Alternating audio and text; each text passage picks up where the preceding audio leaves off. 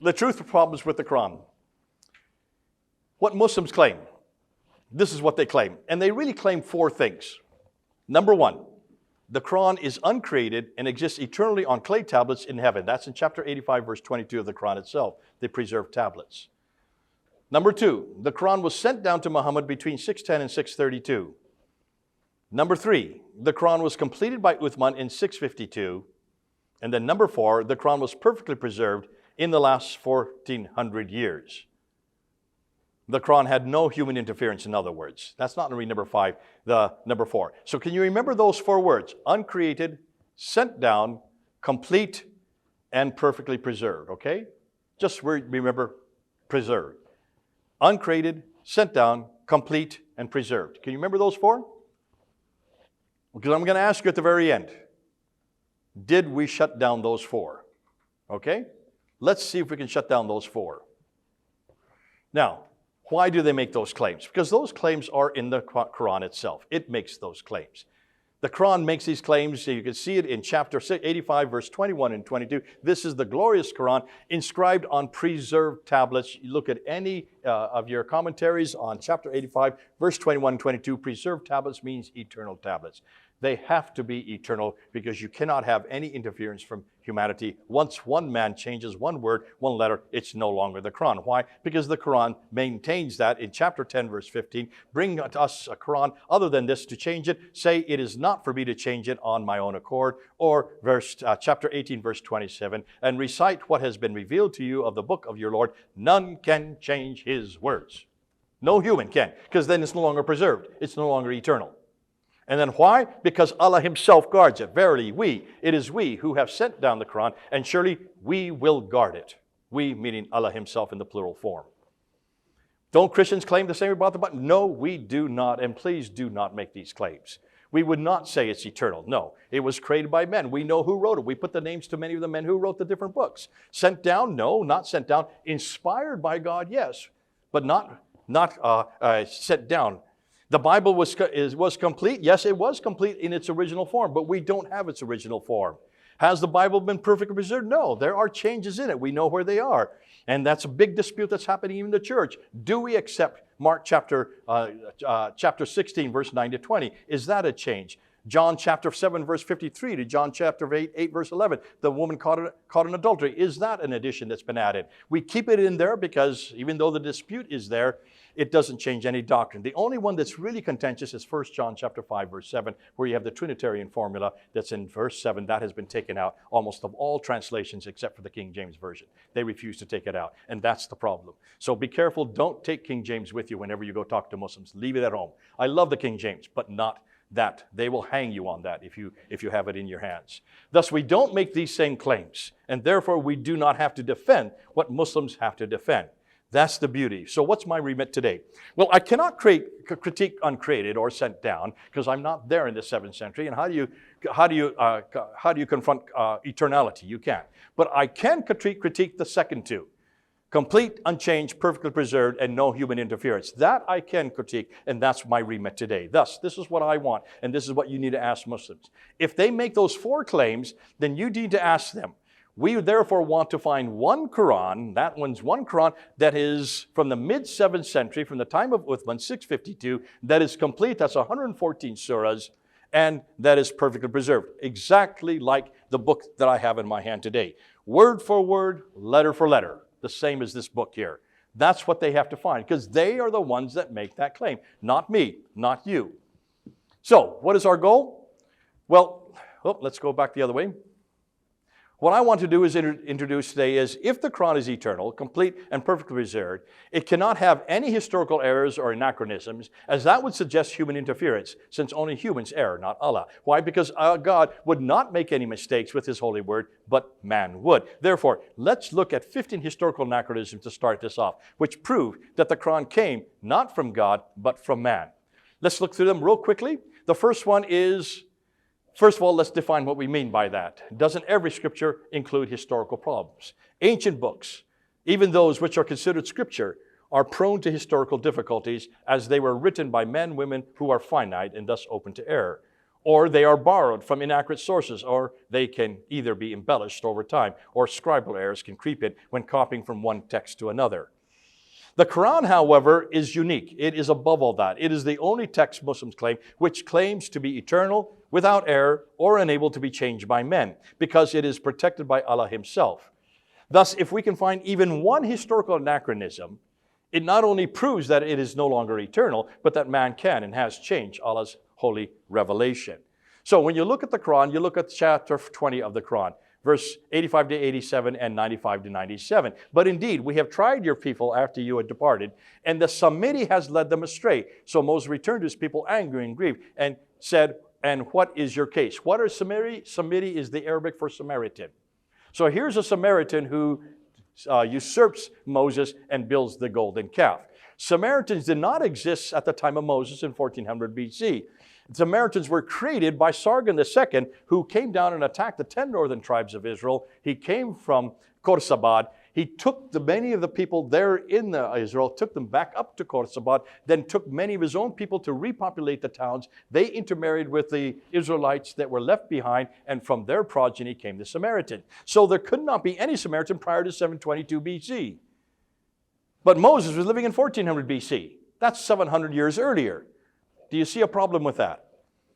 What about a mosque too early? In chapter 17, verse 1, it says, glorified is he who took his slave from a journey by the night from the Al-Masjid al-Haram, which they believe is Mecca, to the Al-Masjid al-Aqsa, which they believe is in Jerusalem. That's why the mosque that was built in 709 by Al-Walid, who's the son of Abd al-Malik, they call it the Al-Aqsa, Masjid al-Aqsa. It's still called that today. It's in the southern wall of the dome, of where the Dome of the Rock sits. The problem with that is, folks, here we go.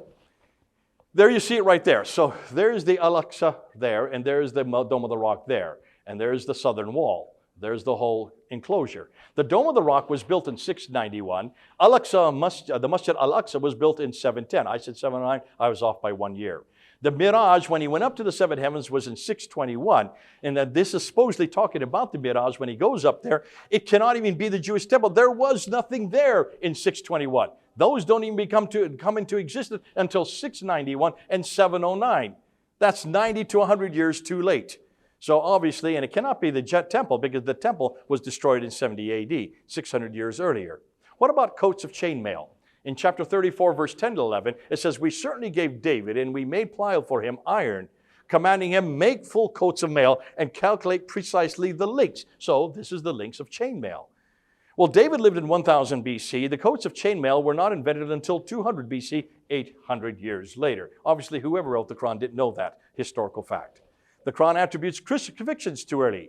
In chapter 7, it talks about Pharaoh and the two sorcerers, and sends, at the time of Moses, and sends them to be crucified. In chapter 20, verse 7, it says much the same thing. And then in chapter 12, verse 41, the Pharaoh at that time, at the time of Joseph in 1800 BC, they were also crucified. So you have crucifixions twice with Moses and once with Joseph. The problem is this. Moses' Pharaoh lived in 1400 BC. Joseph's Pharaoh lived in 1800 BC. Crucifixions were not even used in Egypt, and they were first introduced in 500 BC. Thus, the Quran's crucifixions are in the wrong place and 1000 to 1300 years too early. And then the one crucifixion they should have got right, they got that wrong. It denies the crucifixion of Jesus in chapter 4, verse 157. So can you see? When you look at the historical record, if you're going to say that the Quran gets it correct, then look and see all the historians who supported the crucifixion. You have Thales, a Greek, and Phlegon, a Greek. They are having a debate in 52 AD, and they're arguing the fact that when Jesus died, the earth shook and the sun went dark. That's 20 years after Christ's death. These are not Christians who are debating this. These are Greek satirists who are debating it. You have Lucian, the Greek satirist, that writes it in the 2nd century. Mar Serapion, who in his letter to Pagan talks about it in 73 AD. You have Josephus, who is a Jew living in Rome, writing about this in the 1st century, and he talks not only about the death of Jesus, he talks about the death of also his brother James, and interestingly, even refers to the fact that the Christians believe he rose from the dead. That's the only reference we have to the resurrection. And then, of course, Tacitus, good old Tacitus, a Roman historian, hated Christians, had nothing good to say about Christians. But he talked about the death of Jesus, and he gives us the date. It happened during the time of Pontius Pilate under the ruling of who is the emperor at that time? I can't remember the name of the emperor, but he gives us the name of the emperor. So we know it was in 33 AD. Augustus, under the time of Augustus. So you have Tacitus, a Roman historian, giving us the date for 33 AD. That's why we know what happened. So I've given you Greek, I've given you Jewish, and I've given you Roman historians, right? All living in the 1st and 2nd century. So when was chapter 4, verse 157 written? 7th century? No. This was written in the late 8th century. That's 700 years too late. It's got the wrong Mary. Surah 19, verse 28, O Mary, you have certainly done a thing unprecedented, O sister of Aaron. Chapter 66, verse 12 says, Mary, the daughter of Imran. And then chapter 20, verse 30 shows that this Aaron, my Moses' brother. So here you have Mary, the mother of Jesus, who has 2 brothers named Aaron and Moses. And all of them are the daughters and sons of Imran. Folks, take a look and see where those people are. They're in the Bible. That is Imran of the Bible. That is Aaron, who is the brother of Moses. And they do have a sister named Miriam. But they live in 1400 BC, not Mary, the mother of Jesus, unless she was a very old Mary and lived for 1400 years. All these are children of Imran. So can you see? That's a huge anachronism right there. Now, it suggests Mecca is the center of history. We know about this because we talked about this today. The first sanctuary appointed to mankind. Mecca is the mother of settlements, where Adam and Eve went, where Abraham went, where Muhammad was born, where the Qibla was fashioned. Yet the above implied people have lived there from the very beginning, yet we cannot find any reference to Mecca until 741, over 100 years after Muhammad, if he even lived. Ironically, the only reference to Mecca in the Quran is chapter 48, verse 24. It refers to people who live 600 miles too far north. Only names 9 places, most referring to people like the people from Ud, that's from the biblical Uz, or Thamud, that were the Nabateans, or the Midians, the Midianites, 23, 24, and 7 times. They are over 600 miles too far to the north. It's got the wrong place with the wrong people at the wrong time. These people groups are all 600 miles too far north. There's Mecca way down there. Can you see? That's in the wrong place. So you've got the wrong person at the wrong place at the wrong time. It refers to up to 300 prophets who are all buried there in Mecca. Adam and Eve, Seth, Ishmael, Noah, Had, Saleh, Queen of Sheba, Daniel, up to 300, all buried in Mecca, all in a praying position, kneeling so they pray, so that their lives are preserved, so they continue to pray. Yet when you look at all the building projects that are going on there in Mecca, we haven't been able to find one. There's another historical problem. This is embarrassing and suggests that the Quran and the tradition did not know their history very well. And then it confuses the Qibla. All the Qiblas that are from up until 706, as we said earlier today, they're all facing Petra. Whether they are from China or India or Jordan or Syria or Israel or Yemen or even Egypt, they're all facing Petra. Mecca is way down here. Up until 706, all of the mosques are facing Petra. We don't get one mosque facing Mecca until 715. Can you see why? This is either confused. That means after 706 up to 822, 12% are facing Mecca, 50% face Mecca, and 38 are confused. We don't really get all the mosques facing Mecca until 822. Folks, that's too late. They have to be facing Mecca by 622. That's 200 years too late. So either those who wrote the Quran fudged their dates, or they knew nothing. They never knew when the mosques were really built, or perhaps Mecca just did not exist. What do you think it is? I would suggest it's the latter. It confuses the Kaaba. The Kaaba. There, look at the Kaaba there. Notice that circumambulates 7 times. More than that, and you notice that we know where that comes from. The historical record of Abraham shows that it's 1,000 miles further north. Why? Because the Kaaba is the same thing we have in Jerusalem. It's the same word. The circumambulation 7 times is what the Jews did in Jerusalem. So in every case, it was coming from Jerusalem. They did that because that's what they did in Jericho. 7 times counterclockwise. Only the Muslims go counterclockwise. They have no idea why. I would suggest they look to Jerusalem to find why. It was first in Jerusalem, and then you notice everything about the Safa and Marwa are all in Jerusalem. And then, folks, it mentions Mecca, but other Arab cities are more historical. We can't find Mecca anywhere. Yet look at Najran is found. The Greeks talk about it. You have Sana, Taif, Yathrib, Khaybar. The Greek trading documents talk about these significant towns that are up along the western plateau. No reference anywhere to Mecca. Mamre is referred to. Petra is referred to. Maghrib is referred to. Why are all these insignificant towns referred to, but nothing about Mecca, which is the most important town because it's the oldest city in the history of mankind? It confuses Pharaoh, the Tower of Babel, and Haman. Chapter 28, Pharaoh said, O eminent one, I have not known you to have a God other than me, so kindle for me, O Haman, a fire upon the clay and make for me a tower. Chapter 40, it says, Pharaoh said, oh, Haman, take a look at that name. Constructs a tower. That name is wrong. Egypt never built any towers. They built pyramids and temples. We can see this in Genesis 11. The Bible gets it correct.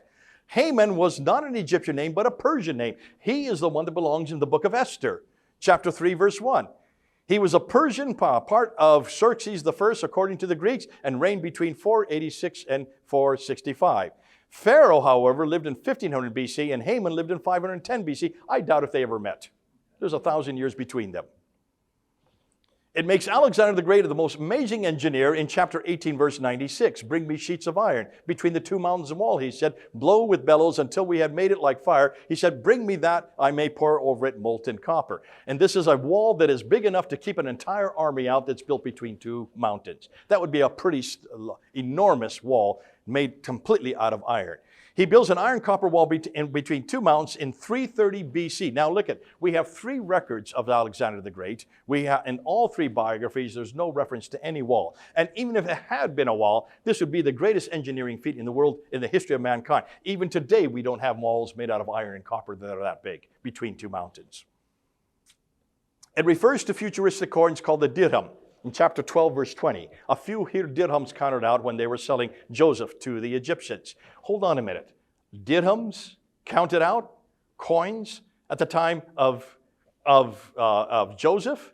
Joseph lived in 1800 BC. Coins were not created until 600 BC by the Lydians. Dirhams were introduced post 661 by the Sufyani family. They were the ones that were a part of the Umayyad dynasty. Muawiyah was one of them. He was the one that introduced the coins, the dirham. Could this be a later redaction? Obviously, you can see, how can you have dirhams at the time of Muhammad if he's receiving the Qur'an when they were yet to be created for another 30 years? Unless, of course, this is a prophecy, and that makes him a prophet. Ooh, I mean, that's what's going on here. So you can see the wrong person, the wrong place. Now let's ask the same thing of the Bible. In Genesis 37:28, you have the same story, and you see that Joseph is sold for 20 shekels. What's a shekel? It's a counted measure. It comes to about 2% of kilos of silver. Not only do we get the right coin, we get the right denomination, we get the right price. According to the Nuzi tablets, the price for a slave in 1800 BC was exactly 20 shekels. Folks, can you see how accurate our Bible is? We don't even ask it to. Isn't that beautiful? When you do like with like, we get it right, they get it wrong. The more we scratch, the more we find. The more we find, the more we shine. The more we shine, the more they whine. Oh, how sublime. So conclusion. From these historical anachronisms, we can safely say that the Quran was not created by Allah et al. Or by any other God. It was not sent down to Muhammad between 610 and 632. It was not complete by Uthman. It was changed in 1300 years, all by mere man, and was finally compiled in 1924. Thus, the Quran is a mere 90. Oh, dear one, I got that wrong. It's actually 100 years old now. So let's then now go and see what the modern scholars say. What do they say about the Quran? So when you talk to modern scholars like Fethullah Gulen, one Quran unaltered, unedited, and untampered, he's talking about the fact that there has been no change whatsoever. This is the guy that's in the Turkish Gulen movement who lives now in Pennsylvania, not too far from where I live. Let's talk about Suzanne Hanif, who's another scholar today. She said that the Holy Quran is the only divinely revealed scripture in the history of mankind, which has been, I just pulled this out. Let me push it back in again. Sorry, folks. We'll get her right back on screen. She wants to be seen. So do we. Which has been preserved to the present time in its exact original form. Well, that's maybe some, but let's see what this guy says, because he is much more authoritative. He is one that translated the Quran into English. And what does he say? So well has it been preserved both in the memory and in writing that the Arabic text we have today is identical to the text as it was revealed to the Prophet. Not even a single letter has yielded to corruption. So he's saying that in 1935. And then you have Maulvi Muhammad Ali, who says not even no copy differing in even a diacritical point is met. There has always been contending sects, but the same Quran is in the possession of one and all, a manuscript which the slightest variation in the text is simply unknown. Are you getting a kind of common theme throughout this? They're all saying pretty much the same thing. Not one letter, not one word, everything is the same. Let's get to Shabir Ali, a good friend of mine. I've debated him 6 times. He lives in Toronto. He's got his doctorate on the Quran. And he says, we have a copy of the Quran dating from the 790 in the British Museum, known as the MS-2165, Ma'il Codex. Acts 1, we're going to show you that in just a bit. Folks, that's 1,300 years ago, and we can compare that with what we're reading today, and we find them to be exactly identical. Exactly identical. Well, look and see what he says next. But what is important to notice is that throughout the age of Muslim history, the Muslims have not. Notice he said 1,300 years then, right? Notice how he's going to change it now. Muslims have not quarreled over what is the text of the Qur'an because the text was not known through memory work and through the written materials, handed down right from the time of the Prophet Muhammad. As I said, the two copies that were made 1,400 years ago, now it's 100 years earlier, one which is in Tashkent, Russia. Is Tashkent in Russia? Then he knows geography very well. Has been demonstrated by Ahmed von Denver in his book called Ulam al-Quran to be an early copy from that time. And we find no difference from that copy to what we're reading today. Dr. Yasar, the world's leading authority on the Qira'at, on the archaic manuscripts, says this. He lives in Houston, though he is from Pakistan. He says, Uthman standardized the copies of the Quran, and from his time up until our time, there has not even been two copies of the Quran that are different, even one letter or one word. The Quran is the most protected of all scriptures, and God has protected his Quran from any kind of alteration, deviation, miswriting, because he says he is going to protect it. All Qurans, even up to our time, conform letter for letter, word for word, with the Uthmanic Mus'haf. To this day, there is no different version of the Quran. There is but one Quran. That's pretty indicative, isn't it? Now let's look at some modern Muslims. Not one word, not one letter, not even one dot has been changed. So are you getting the same idea? They're all saying the same thing, aren't they? Word for word, letter by letter, harf by harf, even dot by dot. So that's what the modern scholars are saying. Let's now see what the early Muslim scholars say. Let's see if they're saying the same thing. So let's go ahead. Here you have Ibn Abi Dawud. Some verses were lost. Many of the passages of the Quran that were sent down were known by those who died in the name of Yamama, but they were not known by those who survived them.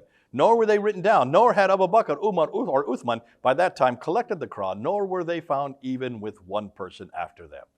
That's Ibn Abi Dawud. Then you have As-Suyuti, writing in the 1500s. It is reported from Ismail ibn Hibram, from Ayyub ibn Nafi, from Ibn Umar, who said, let none of you say, I have acquired the whole of the Quran. How does he know what all of it is when much of the Quran has disappeared? Rather, let him say, I have acquired what has survived. That's quite an admission right there. Here you have Sahih Muslim. He died in 875. We used to recite a surah which resembled in length the severity to Bara'at. I have, however, forgotten it, with the exception of this, which I remember out of it. If there were two valleys full of riches for the son of Adam, he would long for a third valley, and nothing would fill the stomach of the son of Adam but dust. So, some verses are forgotten. And then you have Sahih Bukhari, the most authoritative. That's why he's called Sahih. That means without error. We used to read a verse of the Quran revealed in their connection, but later the verse was canceled. And this is what it was, conveyed to our people on the behalf of the information that we have met our Lord and he is pleased with us. So here is part that had been canceled. Parts of it are missing. I'll let you read. Allah's apostle did not carry out the punishment. Remember, this is the verse on Rajam, the verse on stoning those who commit adultery. We did recite this verse and understood and memorized it. Allah's apostle did carry out the punishment of stoning, and so did we after him. I'm afraid that after a long period of time, somebody will say, by Allah, we do not find the verse of Rajam in Allah's book, and thus they will go astray by leaving an obligation which Allah has revealed. So when you look at chapter 24, verse 2, which is the punishment for stoning today, it's 100 lashes. But there, it was stoning. Now it's 100 lashes. There's a change right there, and he's lamenting that a fact. Some verses are overlooked. Because Ibn Thabit said, I see you have overlooked two verses and have not written them down. They said, and which are they? And he replied, I had it directly. And then he goes automatically, spontaneously, he just recites, and it's from right out of Surah 9, Ayah 28. That's from Ibn Dawud. Some verses were changed. This is Ibn Malik. Abu Yunus, freedman of Aisha, mother of the believers, reported, Aisha, this is the wife of Muhammad, his favorite wife, married her when she was 7, consummated when she was 9. Said, when I should arrive at the verse of, and I'm not going to give it because I'll desecrate our poor brother's ears over here. When I arrived at the verse, I informed her and she ordered, well, write it this way. She added that she had heard it from the Apostle of Allah. Some verses are modified according to Ibn Dawud. 11 modifications by Al-Hajjaj himself, the governor of the Abd al-Malik in Iraq. Some verses are substituted, but Allah said, none of our revelations do we abrogate or cause to be forgotten, but we substitute something better or similar, according to Sahih Bukhari, the most authoritative of all the compilations. And then finally, some verses were eaten by sheep. It was narrated by Aisha, the favorite wife of Muhammad, that the verse of stoning and of breastfeeding adult 10 times. Are you all familiar with what's going on here? Whenever someone came to a woman's house and the man was not there, the woman, before she could let him in, had to breastfeed him 10 times, and only then could she then allow a stranger into her house. So Aisha says that the verse of stoning and of breastfeeding of an adult 10 times was revealed, and the paper was with me under my pillow. When the messenger of Allah died, we were preoccupied with his death, and a tame sheep came in and ate it. It was obviously she gave it to the sheep because she was tired of breastfeeding all these men. So let's just go review. Summary. Now let's go back. Lost, disappeared, forgotten, canceled, missing, overlooked, changed, modified, substituted, eaten by sheep. Does this sound like a book which was compiled perfectly and completely like the Muslims are telling us? Does this not imply intentional human intervention right through its initial compilation? Does this not also suggest a disconnect between the earliest scholars and the modern scholars? In the intervening 1400 years, there's been a problem. If the Qur'an is eternal and from heaven, then it should have come down complete with no need for any changes by men later on.